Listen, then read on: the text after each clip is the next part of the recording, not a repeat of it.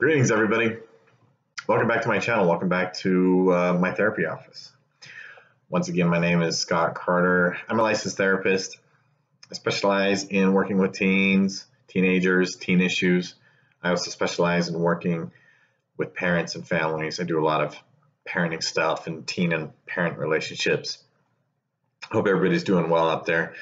I really have been struggling, honestly, to record a good video on this topic, but I feel like it's really important one.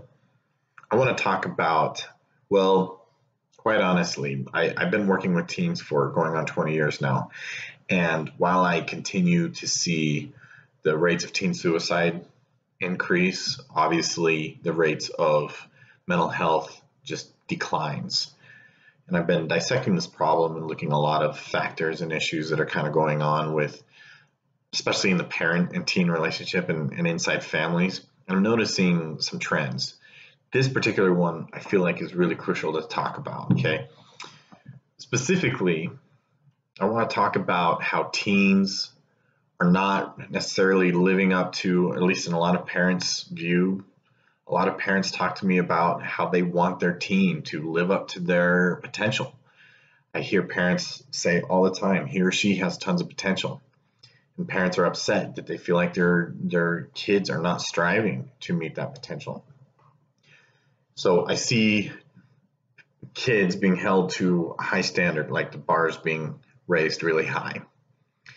And I think kids see this too. I think kids obviously want good things for themselves too, but I'm noticing that there is also a major barrier in the way. And I feel like they're working against each other really in a way that is detrimental to the success of our teenagers. And that is that parents, while they have high expectations, they also have low tolerance for mistakes, issues, and failures. I've noticed, I continue to notice more and more often, the example that I give the most is school. Like, I see a lot of parents who have very low tolerance for poor school performance. And even parents who don't like seeing B's on a report card. But here's what I'm noticing. I'm noticing more and more as time goes on that kids are becoming more and more afraid of making any type of mistake. They're afraid of failure. And what I'm noticing more and more is that their parents seem to have lower tolerance for mistakes and failures and falling short. And I get parents often that will say, well, we just have high expectations. And sometimes I'm forced to say, no, I think you want perfection. You don't actually tolerate their mistakes, that you see their mistakes or their mistakes and their shortcomings as just intolerable. There is no degree of making mistakes. And so as a result, what I'm noticing is that teenagers have this almost crippling fear of mistakes and failure, and having those mistakes and failures being seen and pointed out by others. That fear has become so intense for teenagers that they are now afraid to take any risks.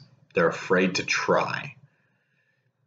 They would rather stay safe and not take any risks, not try new things, not strive for something new or try new things because they're afraid that their mistakes and their failures will not be tolerated. So here's the dynamic that I've come up with, okay? And that is that it's okay to have high expectations. In fact, it's good. It's very good. I have high expectations for my kids. Even, and yesterday, I had a kid in here, and this particular kid has really struggled, but I still have high expectations for this kid. I know that this kid is extremely capable. And in my viewpoint, it doesn't matter what this individual has been through previously in life. This person can still really achieve really great things if they set their mind to it, right? I have high expectations too. And of course, as parents, you should also have high expectations. But here's really what I want to emphasize. As you continue to raise your expectations, you should also increase your tolerance for mistakes and failures. If you want your kids to push beyond their limits, you need to understand that they are going to fail. And you need to be okay with that. And I think one big reason why parents struggle when their kids are failing is two reasons. A, they feel like they failed as a parent. I think there's several reasons. A lot of parents have the what I call pathological nonsense in their mind that if their kid fails, they have failed as a parent. That's not true. Kids, all of us fail every day. It's part of life. Two, parents don't like seeing their kids in pain, and that's called empathy. When my kids are hurting, I'm hurting. It's called empathy. It's part of being a parent. But also there's the fear-based that I see that parents get involved in, and the fear-based is they don't want other people to think that they're a bad parent. And so because our lives, I think, have become a lot more public in social media, people will see our supposed flaws and mistakes and potentially think less of us because of it. Social media has made our privacy less private. So if a family is struggling, if a family has problems, sometimes it's a lot more public. That's just the truth, right? So those are some of the three main reasons that I think parents are less tolerant of mistakes. But here's the thing. We want to see our kids excel. We want to see them do amazing things, to push beyond their own perceived limits, to not take no for an answer, to hold themselves to a high standard, to do amazing and great things, to learn and grow and roll with whatever life throws at them. But here's the thing that I think we have forgotten, and this is the bottom line of this particular video, and one thing that I really, really, really want to drive home. If you are a parent and you see your kid trying new things, doing new things, striving to be better, you must increase your tolerance for mistakes. In fact, what I'm trying to get at here, as a culture, as a society, I am convinced that we have lost sight of the fact that mistakes and failures are not only crucial for success, but necessary. Without failures, without mistakes, success is not going to happen. It is impossible. It is impossible for our kids to do amazing things if they're not allowed to fail. If they're afraid to fail, they're not going to try. So I see parents do this thing where I just don't see them trying. And I'm like, of course you're not trying. They are afraid to take risks. They're afraid to fail. They feel like their failures are unacceptable. They have been taught, they have learned that failure is not an option.